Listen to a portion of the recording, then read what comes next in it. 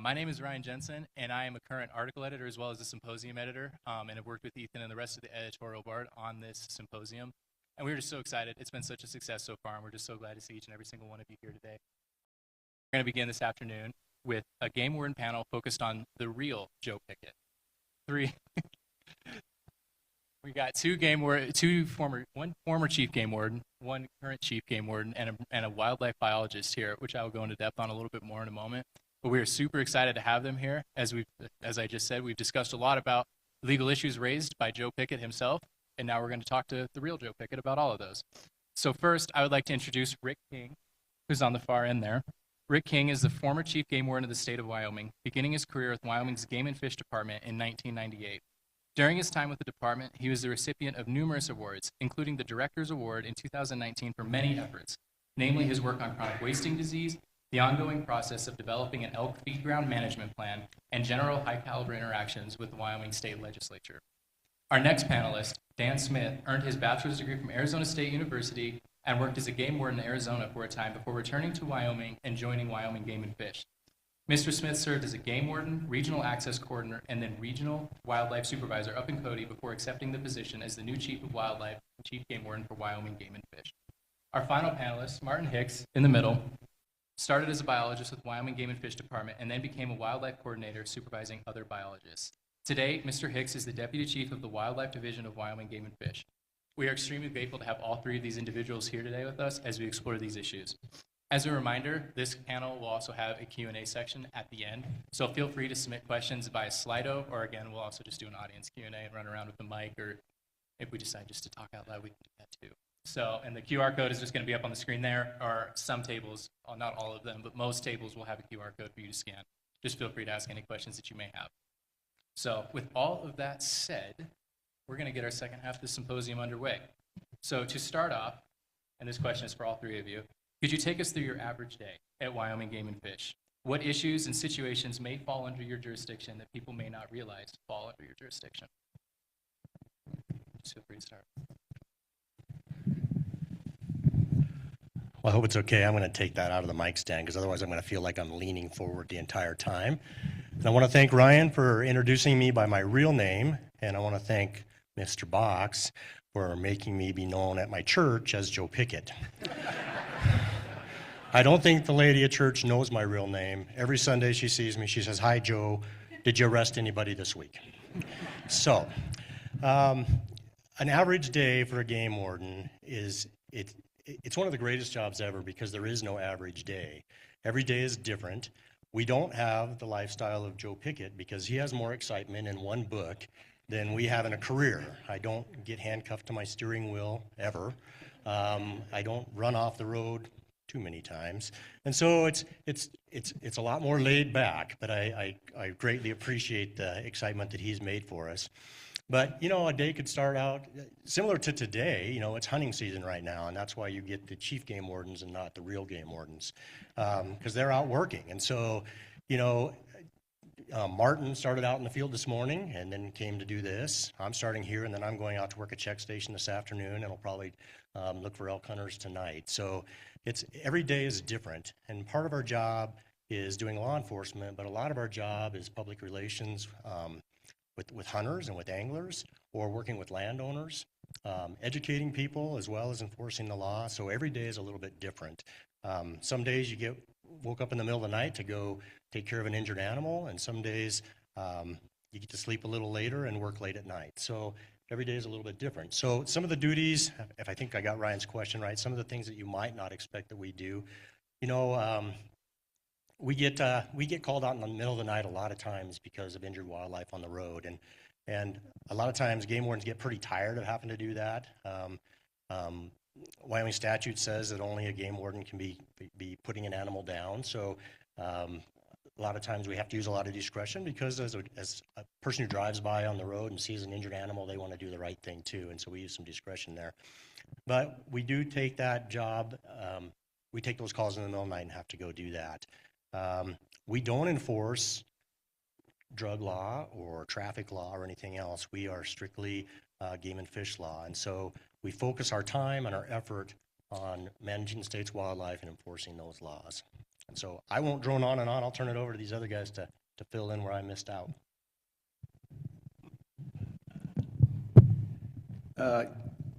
Good afternoon. Yes, Ryan, thank you for having me. And Mr. Box, thank you for all the questions I get. Have I read the latest Joe Pickett novel? Yes, and they're all very good. Thank you. They need more biologists, by the way. In there, so. I'll talk about a daily life in a wildlife biologist.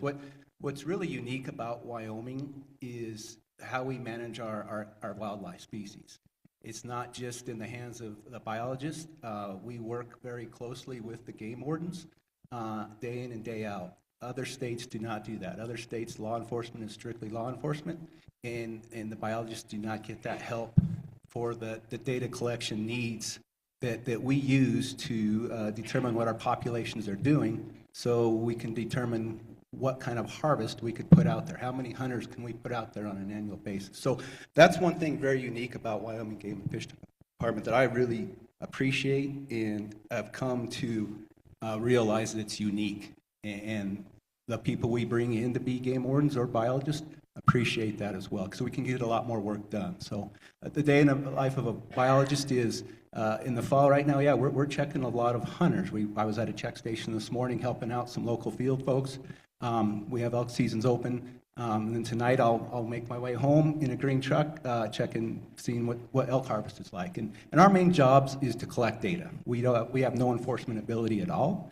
We're strictly there to gather data, analyze that data, determine what the populations are doing, and then set seasons, hunting seasons, based on what that data is telling us. And so the only time we can ever do anything law enforcement is when we have a check station. By statute, we can set up a check station, and we have the ability to ask for licenses at that time.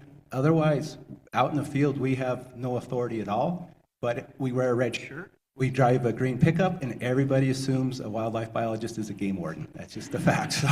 So most of the times, guys are getting their licenses out before we even say hello. So, but yeah, I don't want to take any more time. Rick?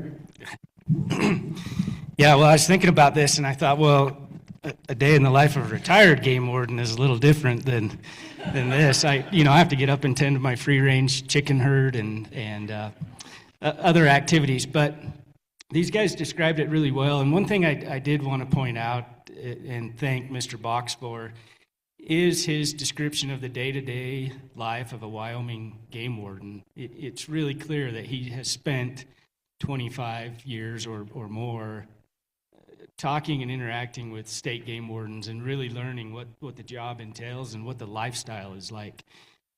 His books really capture what it is to be a Wyoming game warden, and it's not a job, it's a lifestyle. I was thinking about it, it's kind of like, if you work for the fire department, you work these 48 or 72-hour shifts where you live at the fire hall for that amount of time and then you go home. But being a district game warden in Wyoming is like being at the fire station 24/7, 365. And Mr. Box in his novels captures that essence really well, and I appreciate that because I think it helps provide a lot of folks who might otherwise have no clue what a game warden does. It really has helped shape people's opinions and gives an accurate portrayal of the life of a game warden. There was a quote in one of your books, Wolfpack, where you talk about the rhythm of the life of a game warden and how you move from season to season and activity to activity, and that's a very accurate description. I appreciate that, so thank you. Excellent. Thank you for that insight. The next question that I wanted to ask you guys is, what drove you to decide to pursue to becoming a game warden, or in Martin's case, a wildlife biologist? What moral and ethical responsibilities do you believe are most fulfilled in this career? Well, I'll take that first. Really, to be very frank, I didn't want a desk job. I wanted to work outside, and I had a passion for wildlife that was kind of hard to explain. My parents were not really avid outdoors folks, but they provided lots of opportunities for me to participate in outdoor adventures, and wildlife was just a passion of mine from a very young age, and I knew that I wanted a job that I loved, and luckily I had parents that encouraged that. I think they wondered really what I was going to do with a wildlife degree and how I was going to make a living with a wildlife degree, but they said, hey, go for it, that's your passion. And initially the job really was just about something that was fun for me, that I had a passion for, but over the course of my career, I really developed a passion for the service side of the job and providing a public service and serving others. That became an important part and a very rewarding part of the work for me. The motto at Game and Fish is conserving wildlife and serving people, and those two core components became really deeply embedded in what I did and really provided a lot of gratification for me in the job. Yeah, to be honest, I didn't know what I wanted to be until I was a junior in college. So I know I wanted to be outside. I was blessed to have a father that was a high school science teacher. I grew up in Wheatland, Wyoming, and at that time, we still have the services today, but we have our Sebille Research Unit, or Thorne Williams Wildlife Research Unit. At that time, they would take students, and he would take his high school students out there, and you can have a tour of the place. And so my dad took me, and I was like 6 or 7 years old. I got to sneak away from school, and that just thoroughly fascinated me, that you've got these captive animals, they're doing research projects on them, they're wild, and I wondered, how can I be more in that? And then I forgot about that for a long time. But he also had a passion of getting me in the outdoors. And his passion was fishing, so we did a lot of fly fishing. My father was a Vietnam vet and did not want to hunt, but he certainly took every opportunity to take me hunting. And from those two passions, that just I wanted to be in the outdoors as much as I can. And then through college, I was like, well, what am I going to do now? I was going to be a biology teacher just like my dad. And then I finally figured out, oh, wow, University of Wyoming has a wildlife program. It's one of the best in the nation. I'm going to try to go down that route. And long story short, the old adage, it's not what you know, it's who you know. And if you make a first good impression and willing to put in the work, you can achieve things that you probably wouldn't do otherwise. And so I met a lot of good people, and I got to know them, and I was blessed to finally get hired by the department in 2002, and it's been a blessing. It's been a great career. Couldn't ask for a better career. Yeah, and I guess I'll make the third saying we all love the outdoors and grew up doing things in the outdoors.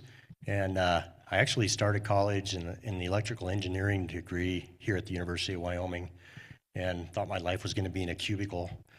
And one day I was walking through the library downstairs where there used to be a bowling alley in the basement, for those of you who remember way back, and there was a flyer there that said, you could become a game warden.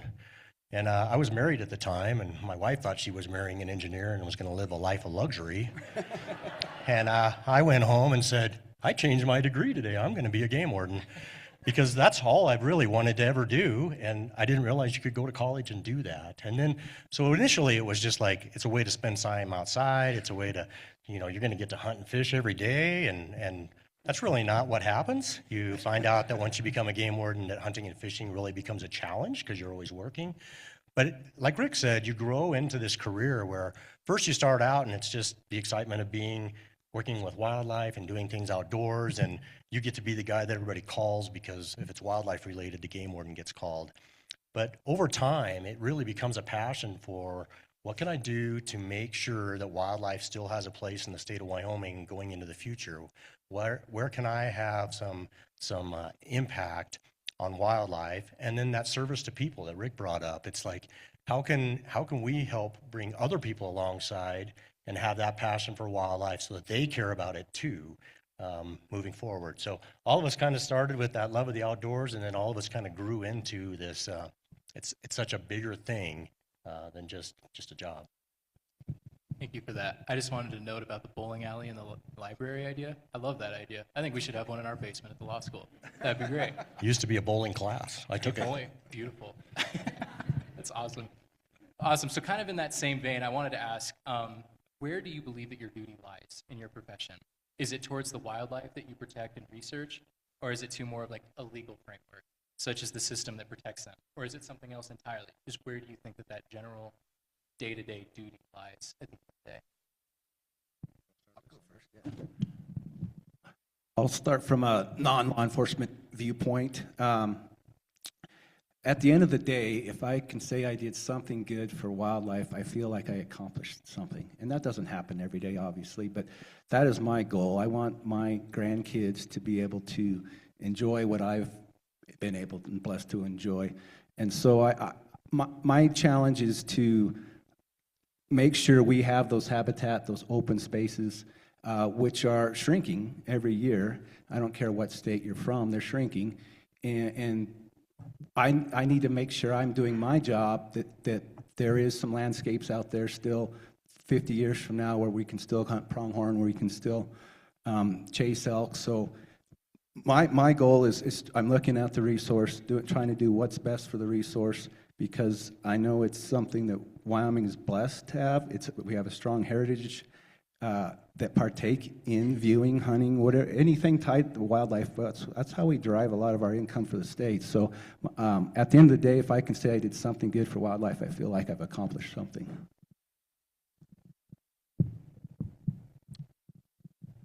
Yeah, I think, just to echo what Martin said, I think all of us have a sense of obligation or duty to not only current generations of folks that live in Wyoming, but future generations as well. And I think all of us take that duty very seriously, and that's a core part of how we operate and how we make decisions is to consider not only current but future generations as well.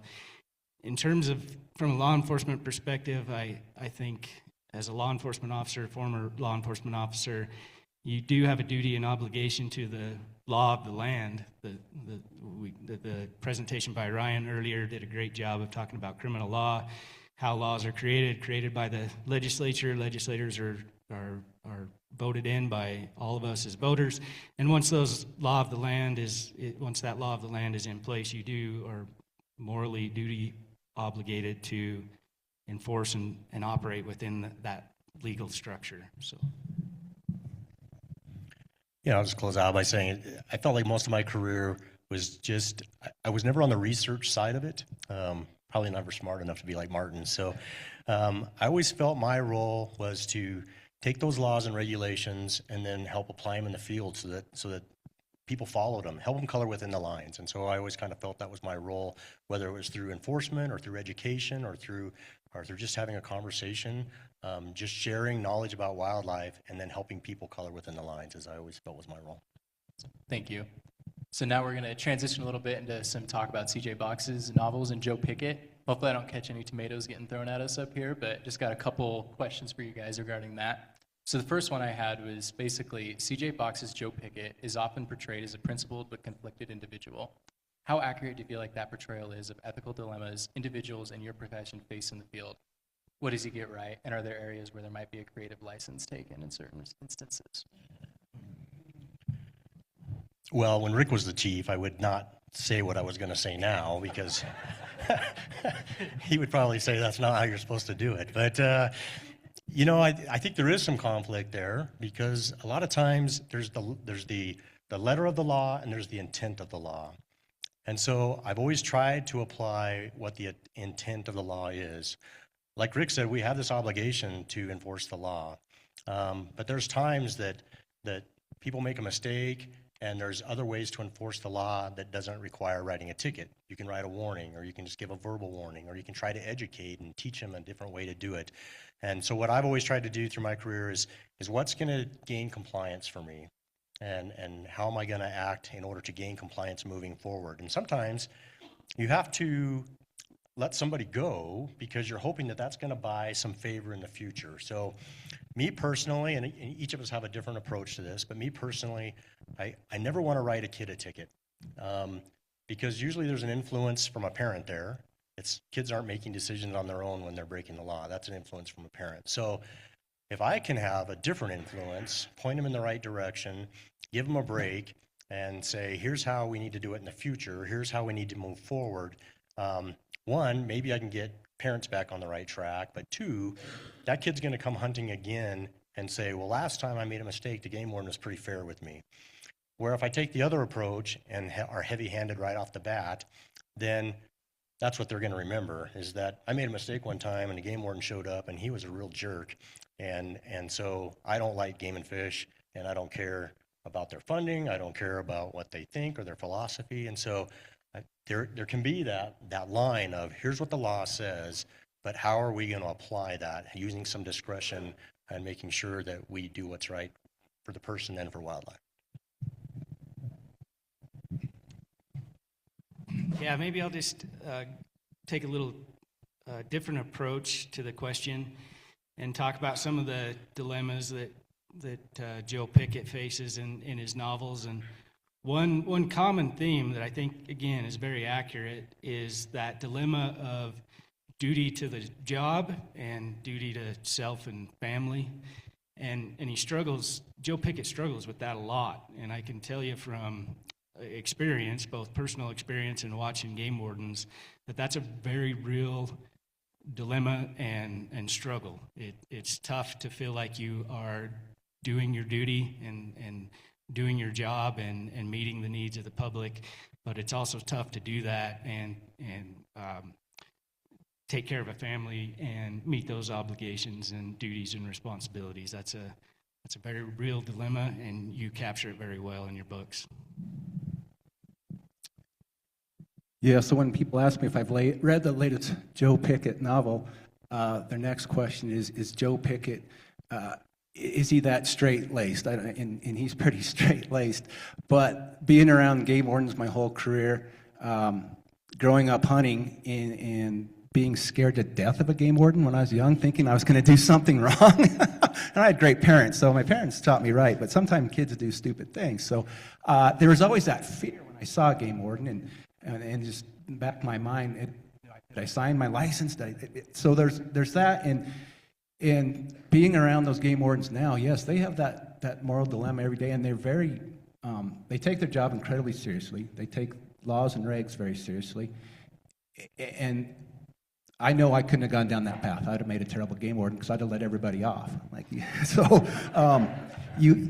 They're wired differently, and there's a reason why they are wired differently, because they have to make some really hard decisions.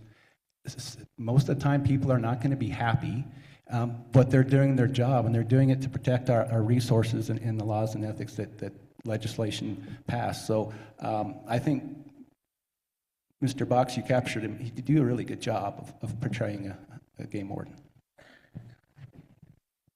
What is one area of the profession that you would want to see explored in a future C.J. Box novel? Or what has been your favorite area of the profession that has been explored already in a previous book? And for Martin specifically, if C.J. were to write a wildlife biologist character to work with Joe, how would you want that person to be portrayed? What issues would you be most interested in being focused on? First of all, he'd look really, really cool. I do know that. He'd have a mullet, and no. He'd have a Metallica intro. Metallica every time, shirt right? underneath his red shirt. He'd have. No, that's a great question.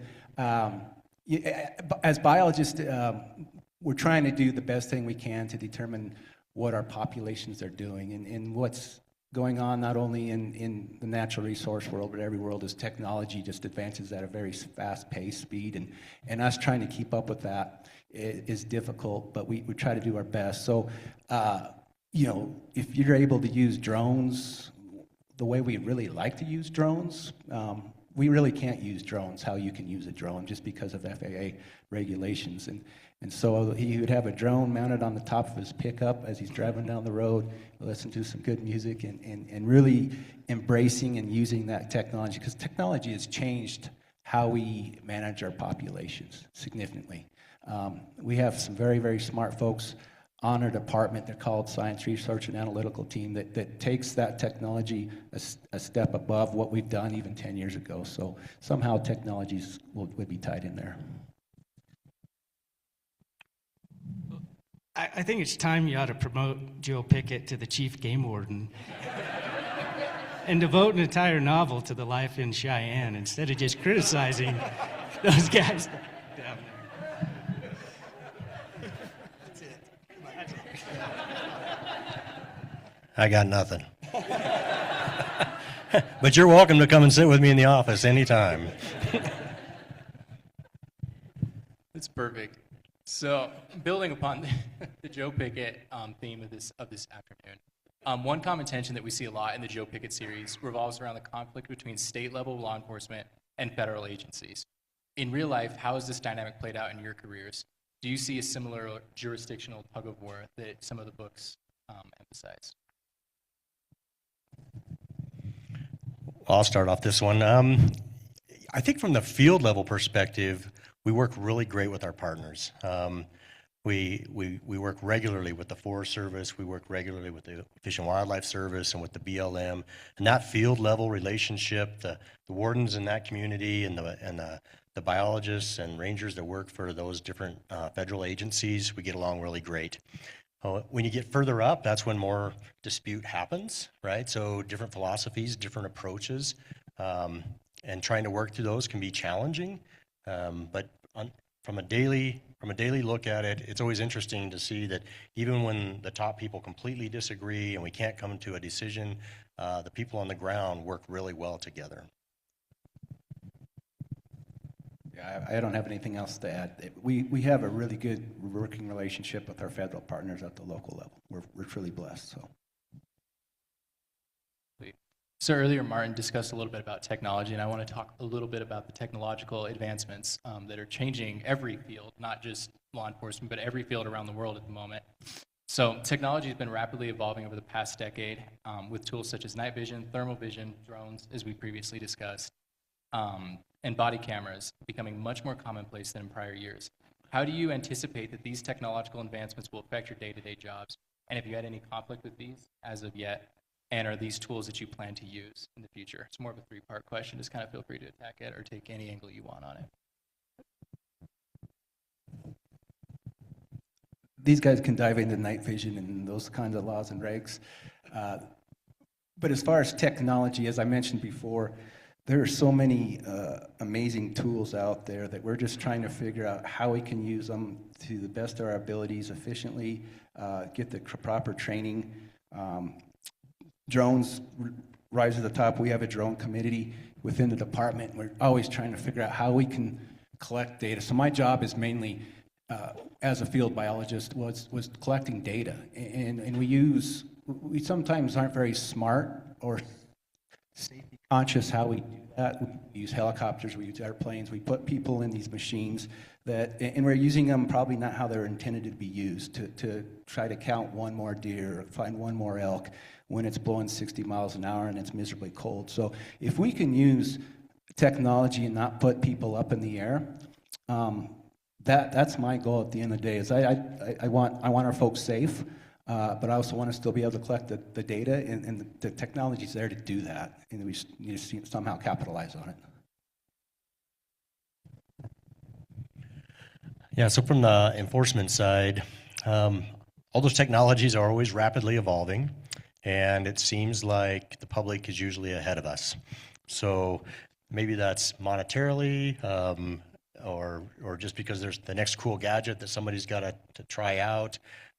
If you think back like 20 years, maybe a little longer than that, but nobody had an ATV when they went hunting. So everybody had a four-wheel drive truck, and they would go as far as a truck could take them, and then they went out and they walked from there. And then, ATVs came along, and that kind of took everybody by surprise, because before long, every hunter had an ATV, and they were going all kinds of places that people couldn't get to before. And so, then you're trying to catch up on rules and regulations on how do you regulate that. And now there's e-bikes, and e-bikes go all kinds of places that people never would expect to see e-bikes. And I know in the few years I spent horseback, my horse loved seeing an e-bike. That was very exciting for all of us. So, that technology is rapidly evolving, and night vision and thermal, that's kind of the new craze right now. And I look in the Cabela's catalog and I see that you can buy a night vision scope for your rifle for $6,000, and it's like, wow, who has that kind of money? But people do, and so then we try to play catch up. And what tools can we give our game wardens so that they can help enforce laws around those? And so we're always a little bit behind. Wyoming's great because we're always a little bit behind anyway, and that's where we want to be. We don't want to be one of the busy states that has no public land left and doesn't have hunting like what we have it. I mean, you come to Wyoming and you're a resident here, you can buy an elk and a deer tag across the counter. You go to other states and you're lucky to get drawn every 5 years. And so what we have here is great, and we want to keep it that way. And so we're always going to play catch up. There was just recently a study that only about 5% of wildlife violations are detected. I think Boone and Crockett did it. They did a study through about 8 different states, and then they try to extrapolate that across. And so we hope in Wyoming we're a little further ahead than that. But you think about all the wildlife crime that happens that we can't detect. And a lot of that's due to technology, whether it's cameras or whether it's thermal. It's very hard for us to regulate all that stuff and then enforce it. There's only so many of us to go around. And so I think we're always going to be trying to play that catch-up game, and hopefully we can continue to give our wardens in the field the tools that they need. And so far, we've done really well in Wyoming. We've tried to give our wardens what they need to do their job and try to keep up with that technology.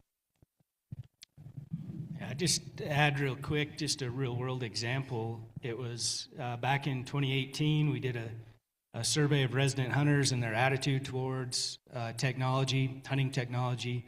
We presented that to the commission. The commission gave us direction to go talk to the legislature to get some expanded authority to regulate some of that technology that the public told us they don't support in terms of fair chase hunting. And so we did that, and I think that effort was really good. But then I think it was just 2 years ago, the legislature came back and modified that technology use a little bit, and they expanded the opportunity and allowed folks to use night vision, thermals, to hunt predatory animals basically across the state, including public lands. And I remember trying to testify in the legislature that I didn't think that was a good idea. And when you're representing the department, you have to be kind of careful how you present yourself in your case to the legislature. I tried my dangest to tell them not to pass that, but they still passed it. And like Dan said, it just creates more work for our field wardens, and it's more difficult for us to tackle the job. As a result of that, we bought night vision and thermal equipment for our game wardens, but it's an added workload on folks that are already overburdened. Thank you. Kind of dovetailing off of what you were just discussing there, what is one thing that you would want members of the legal profession to understand about your job that you feel like people don't quite understand? And this can be lawyers, prosecutors, defense attorneys, judges, and also members of the state legislature. Just what is it that you wish people in that profession understood more about your roles? The one thing that comes to mind for me is that for us, a poaching case would be like a detective in a big city getting a big murder case. And the effort that our wardens put into investigating that and the time they spend trying to prove, we don't have all the technology that maybe a detective in Chicago has to try to solve a crime. So we're trying to piece all the evidence together from a dead animal on the ground and pour your heart and soul into that, and then you go to a county attorney, and then they get to decide whether or not they're going to prosecute that. And I got to visit with one during lunch, and that's a hard decision. And even the speaker before lunch talked about that discretion, that how do they decide who's going to prosecute something and who's not. And so I guess I've always had really great prosecutors that I've got to work with, but I know of other wardens that have had really rough prosecutors to work with.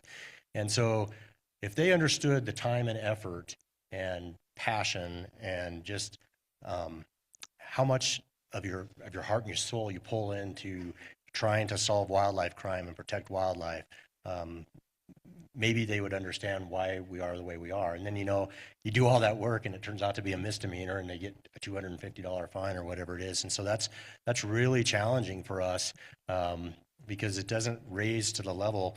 If I'm somebody who's a trophy hunter, and I'm making a big, broad stereotype here, but in general, if I'm a big trophy hunter and I have the money to come here and buy licenses and whatever equipment I have to do all that, and you're going to find me $250, that's lunch. So what? I got away with it. So finding ways to make the penalty for the crime actually meet the crime that we feel it is. Yeah, I'd completely agree with Dan. He brought up the point that most wildlife crimes, not just in Wyoming, but across the country, are misdemeanors. And so if you're a prosecuting attorney and you have a massive workload and you're sorting through where you're going to spend your time, misdemeanors don't rise to the surface. But in a place like Wyoming, where wildlife has such high value, I would just encourage you to find a way to make it so that those misdemeanor cases can rise to the top, because the value of some of the wildlife that's being taken illegally in a lot of regards should be felony level, but it isn't.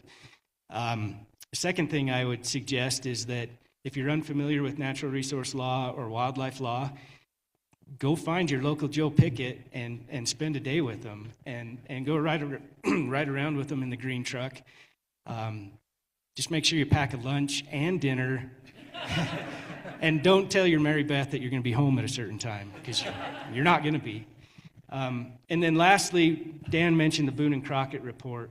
And that is a really great piece of work that's very recent.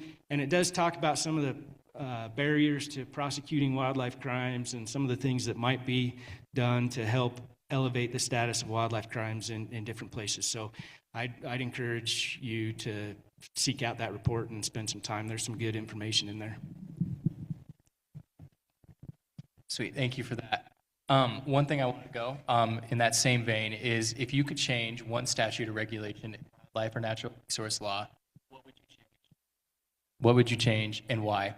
And for Martin specifically, do you think that wildlife statutes and regulations keep up with the pace of new data, or does policy frequently lag behind science?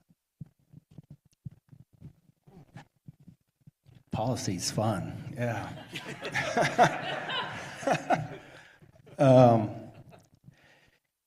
Yeah, trying to get those two to work together, that seems to be what I found is the trick, is what is good policy for wildlife? How can we help shape that, form that, as either legislators are forming new state statutes or passing bills, or our commissioners coming up with new regulations?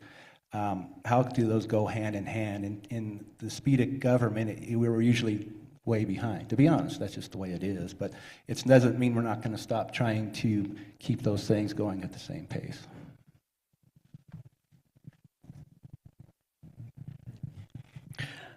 What's one law I'd like changed? I saw that. I guess maybe I kind of touched on that before, is trying to fit the penalty with the crime. And there's a nice balance there, and I'm going to talk in a circle here because I'm going to go the other way now, because I also don't want the penalty to be so severe that when somebody makes an honest mistake that the penalty is overwhelming, right? So we want the penalty to apply to those who abuse the law. So if somebody's a habitual poacher, and we are lucky enough, I'll sidetrack a little bit, we are lucky enough, we do have a felony poaching statute, but you gotta be convicted 3 times for a pretty gross poaching violation. It's a wanton destruction, so it's not like accidentally shooting something during season. It's like I'm killing something on winter range out of season. I get caught 3 times for that, I can be charged as a felon. Those are the guys that we really want to prosecute to the fullest extent, to raise that to that felony level and make that happen. We don't want to make laws so stringent that the 14-year-old that's hunting for the first time accidentally shoots 2 because one fell down and then another one jumped up and he shot that one too. We don't want the penalty to be severe enough that person doesn't do the right thing. And so it's that balance. But just trying to figure out on the true poachers, as I like to say, making sure that the penalty for them truly fits the crime and that they truly have to pay the price for what they've done. Well, I think the next discussion is about the Endangered Species Act. So I brought a list of stuff that I think you smart lawyer types ought to address with the ESA. And most of these none of these are my idea, but I think there's several parts of the Endangered Species Act that could be adjusted. For example, in 1978, they made an amendment that created this distinct population segment verbiage, which is not a biological concept, it's a legal concept. And really, it's only been applied to list species, but trying to apply it to delist species is really problematic. And I think that needs to be addressed. Having spent a lot of years working on grizzly bear recovery issues, which Dan is doing now, that distinct population segment language in there is problematic. And it needs to be addressed so that it can be used to delist, not just list. There's a provision in the ESA that allows for folks to recoup their attorney's fees. And the language in there is pretty vague in terms of the discretion that a court can use to refund or allow for the recoupment of attorney's fees. And really, I'm retired now, so I can be a little more blunt, but that's just become kind of the business model for some entities to use, is they can sue, and it doesn't matter whether they really don't have to reach a very high bar in terms of what their suit actually did, yet they can still recover attorney's fees, and it becomes this endless cycle that really is counterproductive to collaboration, which is really what is needed for long-term conservation of wildlife. So there's that dichotomy there that you're encouraging folks to just sit there and fight rather than come to the table and work together on conservation issues. Thank you. So we're coming down to the very end of the panel here before we transition to a 15-minute Q&A with the audience members. But before we do that, I have one final question that I wanted to ask you guys. If wildlife could give out citations to people, what kinds of crazy citations do you think that they would be giving out to people based on your experience? Or, if you can't think of anything, what's the craziest wildlife story that you have?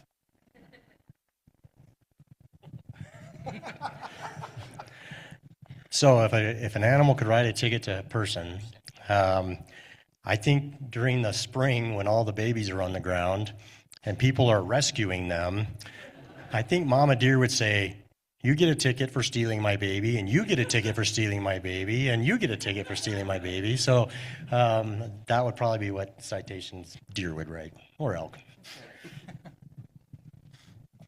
I'll do my craziest story and let Rick cover on that.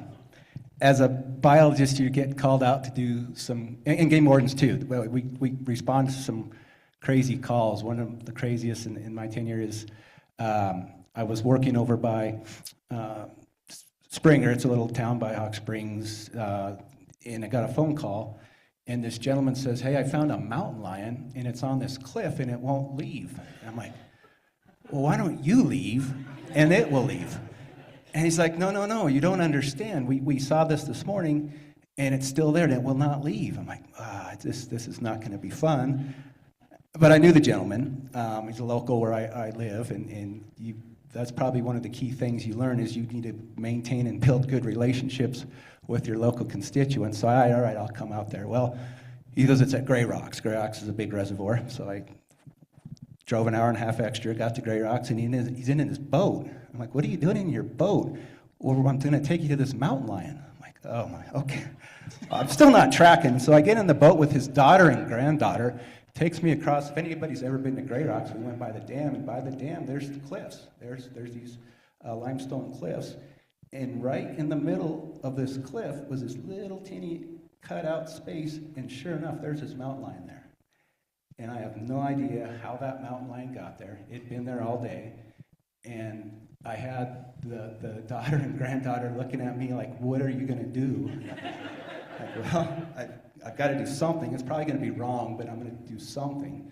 So I proceeded to dart it, fell asleep, and then I didn't realize I'm not a very good rock climber. I tried to climb up from above. I couldn't do that. So I tied a rope to a piece of mahogany from up above, and in my first step going over a cliff, I'm like, I'm going to fall. So I abandoned that immediately. Went back down, and the daughter says, I'll give you a boost.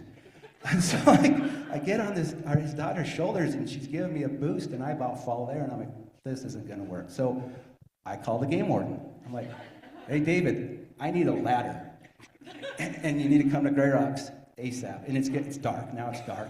He comes here with this ladder, and he's like, what are we doing? I'm like, trust me, you'll see when we get there. So we go back out there, dart the lion again, falls asleep.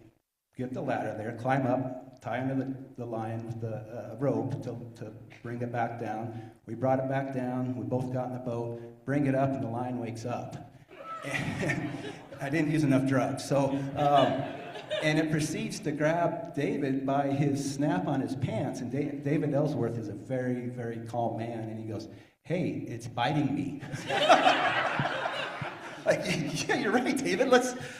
So we made fast tracks to the shore, reversed the drugs, and let the lion free, and the lion walked off. So it was a crazy night. We got home about midnight. But as biologists and game wardens, we deal with a lot of death, to put it bluntly. We have to put down a lot of animals, and it's not very fun. And this is the one day where I felt like I won. So that's my story. Yeah, that's tough to follow. I don't have anything that great, but I was thinking, as Martin was talking about, we, as game wardens and biologists, we deal with a lot of critters in town, and I remember being a regional wildlife supervisor in Laramie, so Cheyenne was my responsibility, and we got a call from the Cheyenne office that there was a moose down in the Capitol wandering around the Capitol lawn, and I thought, oh no, this is not good. This is going to be a tough day. But we called the troops. I think actually, were you part of that, Martin? So luckily, we have phenomenal people like Martin, and we gathered the troops, we gathered the equipment, we had good trained folks. We went down there, and sure enough, here's this moose running around the Capitol lawn, and we were able to dart it, pull a horse trailer up, load it in a horse trailer, reverse the drug, get it out of there, take it over to the Sierra Madres, and turn it loose. And the story has a happy ending, just like Martin's. But I think about those kind of events frequently, how bad they could have gone, but luckily, good folks, good training, good equipment, we get it done. So, Thank you. Can we just get a big round of applause for them?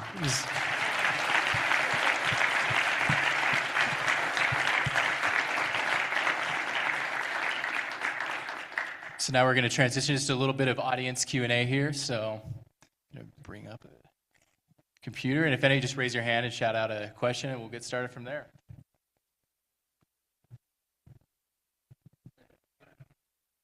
Your hand is up, or no? Yeah. You? Yeah.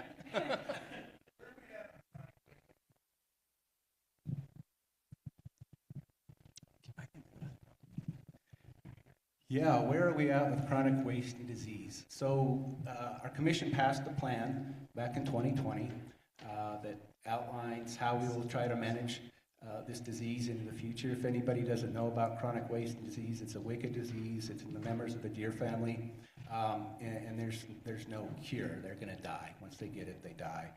And we've seen this slowly. It's a slow-moving disease. Another disease you might have heard of is blue tongue. Blue tongue is a very fast-acting disease. Animals die rapidly overnight in the fall from this a virus. Well, this is not a virus. It's not a bacteria. It's an abnormal-shaped protein called a prion, and it's a horrible disease. And all the research has shown there's no silver bullet for managing disease. And to complicate things worse, mule deer numbers are down, and of course everybody wants to see more mule deer. Well, one of the things we've learned through research and through other states trying things is having high densities of mule deer, there's more likelihood of passing these prions to the other members of the deer family. And so high densities are probably not a good thing when you're faced with a disease like CWD. So long story short, I'll get to your question, but it's a wicked disease, just to put it bluntly, and it's very hard to manage. And every biologist is tasked with working with their wardens to figure out how to manage CWD in the herds that they have the responsibilities for. And so it's a slow process here in Wyoming. We need the support of our constituents. In fact, in the plan, we cannot do anything without a local and broad public support. And quite frankly, the public is not supporting us on managing the disease right now because it goes against everything the public wants. They want more mule deer. And so not only is it a wicked disease, it's a wicked disease to manage. And so we're trying. We are taking small baby steps to try to reduce prevalences in herds where we can. I probably didn't answer your question, but that's.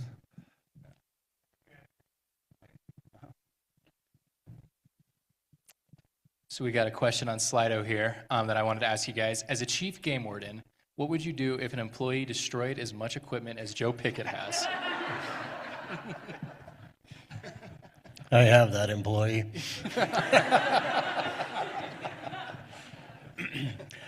Game wardens are notoriously hard on equipment. And part of that is justified. So we expect our game wardens to go to all kinds of places and all kinds of weather. And so equipment gets damaged and we try to do our best. But I will share a funny story because I had a technician working for me one time and he had a pretty beat up truck. And so we ended up, that truck got cycled out. I gave him a brand new truck and I said, this is a brand new truck. I know some of those dents were from you, from the last truck, and you kept saying that they were there when I got it, kind of thing. But this is a brand new truck. And so any dent moving forward is yours, and it's your responsibility. And he's like, oh, yeah, no problem. 2 weeks later, I get a call. Hey, I got this little bitty scratch. But I just wanted to make you aware of it. It's not a big deal. You probably don't even want to fix it. Not really a problem. And I said, well, I'll come and take a look at it, and we'll talk about it.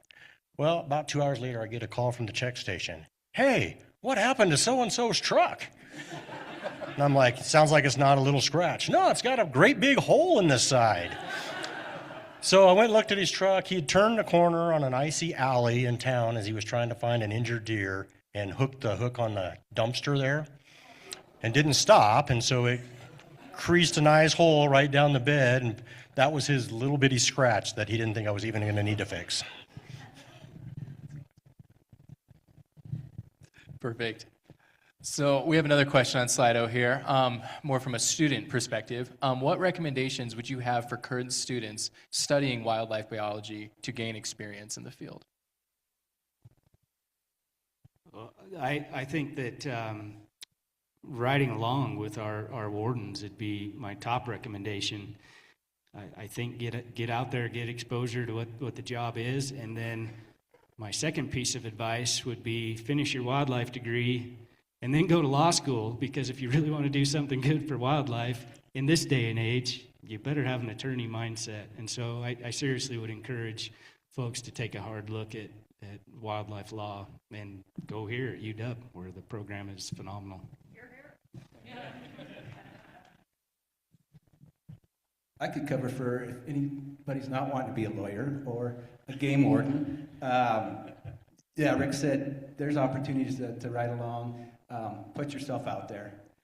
That's probably the biggest thing.